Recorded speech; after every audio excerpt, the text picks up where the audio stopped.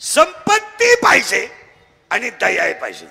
दोन्ही जर एकत्र आले तर ती देवाची विभूती आहे. आता उलट सांग का, असं घडतच नाही, असं घडत नाही, घडत नाही. आणि जर घडलं तर तो देव झाल्याशिवाय. आता अभंगाला सुरुवात करायची, फक्त ऐकणाऱ्यांना दोन सूचना आहे. खरमरीत बसायचं कीर्तनाला, तोंड सोडून मिळून द्यायचं नाही, नाही ते यायचं नाही. लांब बसायचं, चांगला चप्पल जोड पाहायचा, पहिल्या पंक्तीला जेवायचं, सगळ्यांना भेटायचं. आम्ही शिव काढायचं आणि तुम्ही तोंड सोडून बसायचं, यायचंच नाही. आणि दुसरं वाक्य, आपल्या कीर्तनाला बोलावं लागतं, बोललं तरच कीर्तन कळलं, नाही तर तुमचं आपलं सूत्र बसणार नाही. माझ्या तोंडातल्या दोन्ही वाव्या क्लिअर ऐका, म्हणजे मला पुढे सरकायला. अभ्यासापेक्षा श्रेष्ठ ज्ञान आहे. पण तुम्ही म्हणाल शाळेतलं ज्ञान, शाळेतल्या ज्ञानाचा इथं संबंध नाही. काही शिकून काही केलं नाही, रिटायर झाले, काही परमनंट झाले नाहीत, काहींचे पोरं लग्नाला आलेत, बापाला पगार नाही, काही 40 वर्ष झालेत, रुपया पगार नाही, अख्खं गाव सर म्हणतंय त्याला. काहींनी 10 लाख भरले तर 3,000 घेतात, काही 70,000 सही करतात आणि 30,000 घेतात, काही जूनला परमनंट झाले आणि जुलैला रिटायर झाले. तुम्हाला पुढे सांगता झोंबल 40% सर्व्हिस वाले रिटायर झाल्यावर वृद्धाश्रमात आहेत. आणि बारीक वाक्य ऐका, हे इंद्रिकरचं कीर्तन आहे. मी म्हणजे वाल्या कोळी आहे, सगळ्यांच्या शिव्या एकट्यानं खायच्या. परत ऐका नीट, महाराष्ट्रातले सगळे वृद्धाश्रम तपासा, अजून शेतकऱ्याचा बाप वृद्धाश्रमात नाही. तुम्ही सर्वे करा, शेतकऱ्याच्या घरात कालवणाला तेल नाही, मान्य आहे. झोपायला गादी नाही, मान्य आहे. पण त्याच्या बापाला भाकर आहे, ती सून शिव्या देते, शिव्या द्यायची नाही. आहे काही मारा नका म्हणून, उलथा नका म्हणून, मला पुढं घालतो का काय, त्याच्या बरोबरच एक राहिलं नाही, मलाच घाल पुढं, घालते तो मड्याव, काही म्हणू दे, पण भाकर आहे. म्हातारा सुद्धा म्हणते शिव्या देते बरं का, पण भाकर आहे. पण यांच्याकडे भाकरीच नाही आहे बापाला. कारण उत्तर आहे का, लक्ष्मी गमेंडीत वापरायची. कशा गमेंडीत? कधी सोमवार नाही, कधी एकादश नाही, कधी माळ नाही, कधी गंध नाही, कधी वारकरीशी नीट बोलायचं नाही, लोकांनी रामराम घालावा, यांनी बायको कपावा, माझटल्यावानी वागायचं, कव्हाय पा डोळे लाल. एक पोरा इंजिनियर केला, तो सासरवाडीला राहायला गेला. एक पोरगी कॉलेजला गेली, आली नाही, मोकळा झाला. पहिली बायको मेली म्हणून दुसरी केली, ती पेन्शन घेऊन गेली, पुरा मोकळा झाला. मग तो दिंडीत आमच्या बोकांडी आला तर आला, आमच्याही 2 दिंड्या करून दिल्या. इकडे वाटूला केलं, इकडे दिल्या दिंडीचा बोंग्या करून. त्याचं उत्तर नीट आहे का, 2 वाव्या क्लिअर झाल्यात. संपत्ती आणि दया एकत्र आली का तिथं देव आहे. आता संपत्ती मिळायला मी 3 गोष्टी सांगणार आहे, बारीक आहे का. एक, प्रारब्ध पाहिजे. तुमचं काय मत आहे? बोला. प्रारब्ध पाहिजे, आणि प्रारब्धात 3 प्रकार आहेत, उत्तम, मध्यम, कनिष्ठ. बोला जा. उत्तम, मध्यम, कनिष्ठ. एखाद्याचं प्रारब्ध उत्तम असेल, एखाद्याचं प्रारब्ध मध्यम असेल, आणि एखाद्याचं प्रारब्ध कनिष्ठ असेल. नवऱ्याच्या घरी गेल्यावर कमराला कपाटाच्या चाव्या आल्या, उत्तम प्रारब्ध आहे, उत्तम आहे. कपाटाला चाव्या आल्या, उत्तम आहे. भांडे घासण्याची वेळ आली, मध्यम आहे. आणि मजुरीला जाऊन भीक मागायची पाळी आली, कनिष्ठ आहे. प्रारब्धाचे 3 प्रकार आहेत, उत्तमही आहे, मध्यमही आहे. आता लागला करंट, आता ह्या मापात राहिले तर सूत्र बसल. तुमचं उरकून घ्या पटकन एकदा.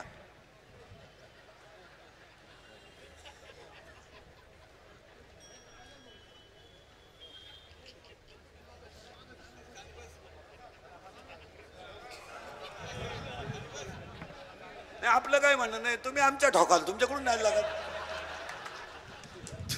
तुम्ही लगेच ना आमच्या भावना दुखावल्या, म्हणजे आहेच निस्तर आहे आम्ही. करंट आत लागला पाहिजे अभंगाचा, मग मजा येते त्याला. आत गेलं पाहिजे कीर्तन. आता लागलाय करंट, परत थोडं मागणीतून परत पुढे आणतो. अभ्यासापेक्षा श्रेष्ठ ज्ञान, ज्ञानापेक्षाही श्रेष्ठ देवाचं ध्यान. 22 पाठ झाली. संपत्ती आणि दया एकत्र आली की तिथं देव आहे. असं घडत नाही, पण घडलं तर तो देव झाल्याशिवाय राहत नाही. आता माझं पुढचं वाक्य आहे, संपत्तीला प्रारब्ध लागतं. आता परत आहे का, प्रारब्ध मध्ये 3 प्रकार आहेत, उत्तमही आहे, मध्यमही आहे, कनिष्ठ आहे. पण मी पुढे सांगेल, यदा कदाचित तुमचं प्रारब्ध उत्तम असेल पण त्या प्रारब्धाला जर प्रयत्न नसेल तर प्रारब्ध फेल आहे. परत नीट आहे का, नुसतं प्रारब्ध कामाचं नाही, त्या प्रारब्धाला प्रयत्नच पाहिजे. जर प्रयत्न नसतील तर प्रारब्ध काय करेल? तुला पोलीस भरतीत जायचंय, छाती पाहिजे, उंची पाहिजे, वय पाहिजे, वेट पाहिजे आणि तुझी जाण्याची तयारी. बरं, त्यासाठी तू शरीर संपत्ती कमवली. तू 8:30ला उठतो सकाळी आणि पोलीस भरतीला काला ग्राउंडला झाडायला जातो का? नाही. मग 3 इंच छाती कमी पडली, त्यानं 90 प्यायला सुरुवात केली, 9 इंच आत गेली, म्हणजे 3ही गेली. मग आता परत ऐका, यदा कदाचित प्रारब्ध उत्तम असेल पण प्रयत्न जर नसतील तर प्रारब्ध फेल आहे. या वाक्याशी तुम्ही सहमत आहात का? आता उलट फिरवायचंय मला तुम्हाला. तुमचं प्रारब्धही असेल आणि प्रयत्नही असेल पण तुम्हाला जर कुणाचा आशीर्वाद नसेल तर फेल आहे. परत साखळी लावा. या महात्म्याचं, पखवाद्याचं प्रारब्ध उत्तम आहे, पखवाद हातात आलाय, रोज वाजवण्याचा प्रयत्न आहे आणि पखवाद शिकवणाऱ्या गुरुचा आशीर्वाद आहे म्हणून तो मृदुंगाने. इथं 3ही गोष्टी आहे. आता नुसता आशीर्वाद असून काय करायचं? प्रयत्न पाहिजे. आता पुन्हा उलट फिरवते त्याला. प्रारब्धही आहे, प्रयत्नही आहे आणि आशीर्वादही आहे, पण संगत जर चांगल्याची नसेल तर 3ही फेल आहे. साखळी लावा. प्रारब्ध आहे, प्रयत्नही आहे आणि आई वडिलांचा, साधू संतांचा आशीर्वादही आहे, पण आपली बैठक मूर्ख माणसांमध्ये फेल गेलं. त्याला 2 वाक्य सांगतो, त्याला ठेवा. तुम्ही जोपर्यंत गरीब आहात तोपर्यंत तुम्हाला शत्रू नाही. तुम्ही रोज गटारीत दारू पिऊन पडा, शत्रू नाही. जुगार खेळा, शत्रू नाही. मटका खेळा, वाटुळा करा आयुष्याचं, शत्रू नाही. तुमचं थोडं चांगलं झालं का टोळी उठलीच. हे कधी नाही. तुम्ही माल काढून टाका, एक माणूस तुम्हाला म्हणणार नाही का काढली.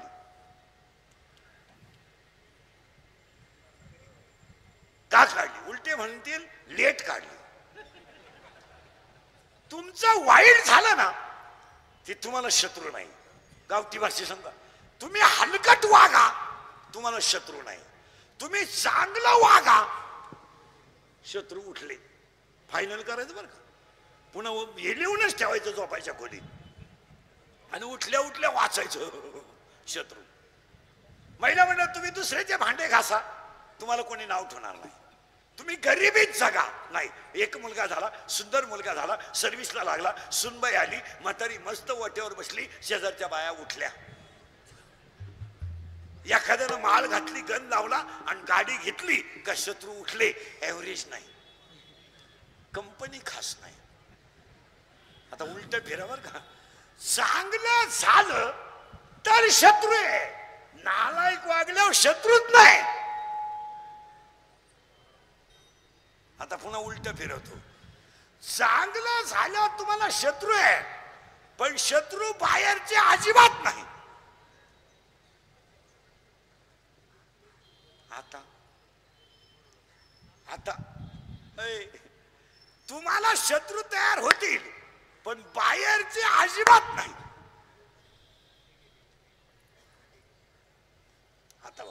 आता शत्रू तुम्हाला कुठे तयार होतील? घरात. आणि भावकीत. भावकी सगळ्यात खतरनाक. भाऊबंद आहे ना, भाऊबंद आहे तुमचे माझे, असे खपाखप मेले पाहिजे. इतक्या नालायक अवलादी आहे, जिवंतपणे नीट जगून देती नाही, मेलेव त्यांच्याशिवाय. समुद्र इतकी खोली कुणाची नाही, समुद्र इतकी लांबी कुणाची नाही, पण समुद्रात पाण्यावर फिरायला जाणाऱ्या माणसाला पाण्याची बाटली घरून न्यावी लागते, एवढं ध्यानात ठेवा. समुद्रातलं पाणी पिता येत नाही, तुम्ही येडेपणा करू नका. अंगातली ताकद, खिशातला पैसा आणि वेळ बोगस. काही माणसं म्हणणं काय काम आणलो, सहज सहज येते त्याच्या घरी डोकं घालतात काही लोक. सकाळच्या बारी काय आणलं होतं, सहज सहज आला ना, पाणी नाही, चहा नाही, बाहेर नाही, तिकडे नदीला जाऊन बस. तुमच्याकडे वेळ आहे का एवढा? वेळ आहे? पहिले फांदे, पहिलं पोरग आहे काम, दुसरं पोरग आहे क्रोध, आणि क्रोधाचा अभ्यास करा महाराज 2च मिनिटात. महिला मंडळ, अगरबत्तीचा चटका बसला तर आपण अगरबत्ती टाकून देतो. चहा गरम असेल तर आपण फुकून पितो किंवा बशीचा वापर. आज अक्षरशः तुम्हाला सांगतो, वाईट वाटतं लोकांना. मुलगी तोडली जाते, तोडली जाते जिवंत, केवळ क्रोध. महाराज, मुलीला डोंगरावर न्यायचंय, तिच्या डोक्यात दगड घालायचा आहे आणि जिवंत मारताना पैसे. इथं पातेलं गरम असलं तर माणसं रुमाल वापरतात.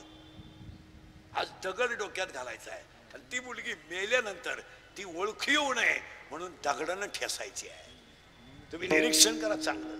ती डोहात टाकून द्यायची, नदीत टाकून द्यायची. पोलीस खातं सापडवतो तो भाग वेगळा, त्या मुलाला शिक्षाही होते तो भाग वेगळा. पण त्या मुलीला मरताना होणाऱ्या वेदना किती आहेत याचा अभ्यास करा. आणि हे 2 जणच करतात फक्त, काम आणि तोडायची मुलगी, तोडायची जिवंत. किती वेदना होत असतील हो. तोडायची, ती पोत्यात घालायची, वड्याला नेऊन फेकून द्यायची किंवा पुरून टाकायची आहे. 2 जणच पठ्ठे आहेत, काम आणि क्रोध. तिसरा पठ्ठा आहे लोभ. लोभ. आणि हा जे आपलं सगळं चाललंय कशासाठी? लोभ. 1 काम, 2 क्रोध, 3 लोभ, 4 मद. मद मद. आणि आज लोकांच्या अंगात काय घुसलाय? मद मद. मोटरसायकलवर चालला, कुत्र्याला लाथ हानी, मद येतो. पुरीला पाहिलं, मोकळ्याचा आवाज काढी, सुईचा बोलायचाच नाही. काय आहे त्याच्या अंगात? मद. आणि मद मध्ये व्यसन आली. आणि व्यसन का तयार झाली त्याचं उत्तर ऐका. कमी कष्टात लक्ष्मी मिळाली की माणसाची बुद्धी भ्रष्ट होते. परत नीट ऐका. कमी कष्टात पैसा आला का माणसाची वाम मार्गाला तयारी होते. याच्याशी तुमचं काय मत आहे? तुम्ही काहीच बोला. आणि वाम मार्गाला गेलेल्या माणसाला पैसा जर मिळाला नाही तो चोरीचा अवलंब करतो. चोरी कधी सुरू होते? पैसा फुकट मिळाला की तो वाईट वागायला सुरुवात करतो. तो पैसा कमी पडला, चोरी.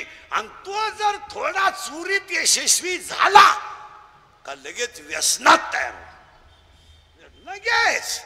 आणि व्यसनाला एकदा नादी लागला का तो घरही संपवतो, गावही संपवतो आणि तोही संपतो. सध्या दारू न पिणं हा कमीपणा झालाय. जी माणसं दारू पित नाहीत त्यांना जीवनातला आनंद लुटता येत नाही असं बेवड्यांचं म्हणणं आहे. हसण्यावारी गोष्टी नेऊ नका. 100 माणसांमध्ये 91 लोक दारू पितात सध्या.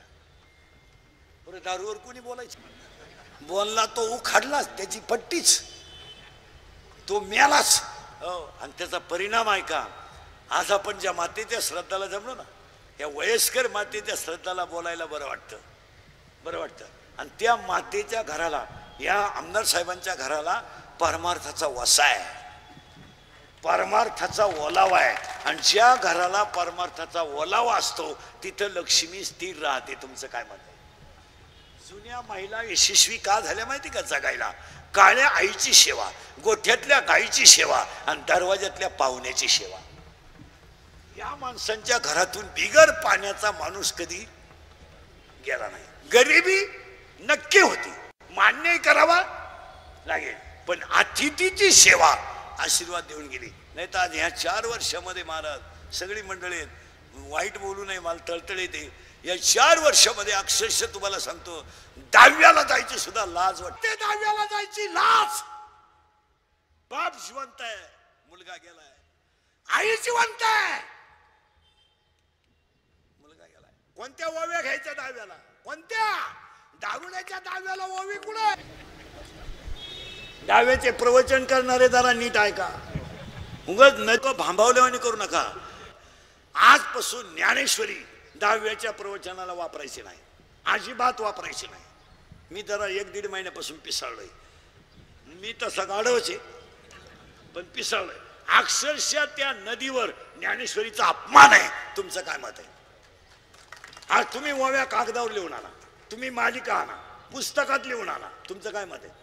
व्यासपीठ नाही, तिला खाली ठेवायची ज्ञानेश्वरी, त्याच्यावर बुक्का लावणारी टाळ्यावर नाही. कुणीकडे बुक्का? अख्ख्या ज्ञानेश्वरीत बुक्का. आणि ज्ञानेश्वरीचं प्रवचन रंगात आलं आणि कावळा शिवला का एखाद्यानं लगेच द्यायचं, बाबा बाबा कावळा आला, बाबाचे पैसे गुतेल राहत्या.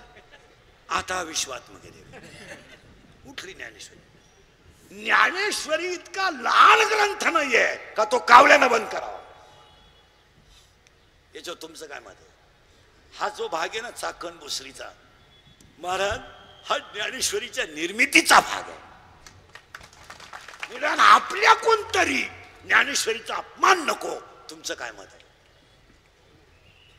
मी काहीच बोलत नाही. अजिबात ज्ञानेश्वरी वापरायची नाही, कागदावर लिहून आणा. महाराज हा भाग इतका भाग्यवान आहे. महाराज महिला मंडळ एक वाक्य सांगू, लहान मुलगा बोलल्यावर आईला किती आनंद होतो, किती आनंद होतो, तो शब्दात सांगता येणार नाही. ज्ञानेश्वरीची ओवी जर मुखातून बाहेर पडली तर ज्ञानोबा सगळ्यात मोठा आनंद होतो. सगळ्यात मोठा आनंद ज्ञानेश्वर महाराजांना होतो. कारण सांगतो तुम्हाला, लहान पोरग मम म्हणताय पाण्याला. काय म्हणताय? मम मम मम मम. आजी देते बा बा बा बा बा. बाच म्हणतं पहिल्यांदा ते बा बा बा बा. आणि गपकन बाबा म्हणलं का आजीला आनंद होतो, होतो ना. मग खरं सांगू तुम्हाला, ज्ञानेश्वरी ज्यांचा ग्रंथ आहे ना, ते बाळ इतकं कोवळं आहे की ते 16 वर्षाचं बाळ आहे. त्या 16 वर्षाच्या बाळाची ज्ञानेश्वरी किती कोवळी असेल. म्हणून ह्या मातेला श्रद्धांजली वाहताना तुम्हाला काम सांगायचं एक सांगू. आजपासून प्रत्येक स्त्रीच्या घरात तुमच्या देवाऱ्यात कोणते देव असतील मला घेणं नाही, अजिबात नाही. फक्त ज्ञानेश्वरी देवाऱ्यात ठेवा. आजपासून नियम 20 रुपयाची ठेवा, 25 रुपयाची ठेवा, फडक्यात गुंडवून ठेवा. 5-6 दिवसातून फडकं धुवून काढा, तिला हळद कुंकू व्हा. आणि एक सांगू तुम्हाला, ज्ञानेश्वरीचा स्पर्श सुद्धा माणसाचं कल्याण करतो. याच्यावर तुमचं काय मत आहे? आपल्याला ज्ञानेश्वरीचं व्हॅल्युएशनच कळलं. आपल्या लोकांना किंमत. महाराज चित्रपटकार आले, नाटककार आले, दिग्दर्शक आले, कीर्तनकार आले, किती मेले किती मेले. 350 वर्षामध्ये 700 वर्षामध्ये भाषा जशीच्या तशी आहे. आणि हीच खरी श्रद्धांजली होईल. याच्यावर तुमचं काय मत आहे?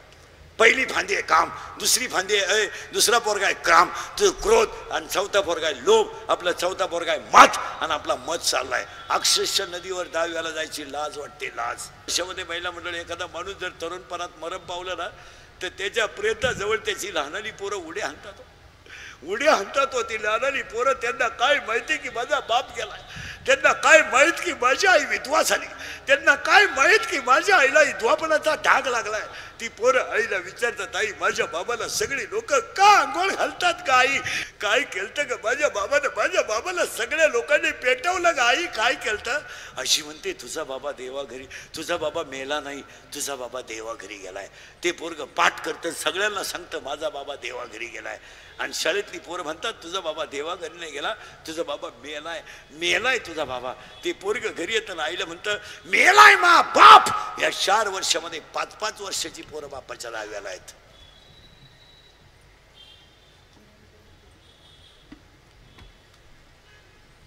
नाही, किती वाईट परिस्थिती आहे. मदत करतील, डोक्यातून काढून टाका. नाही नाही नाही.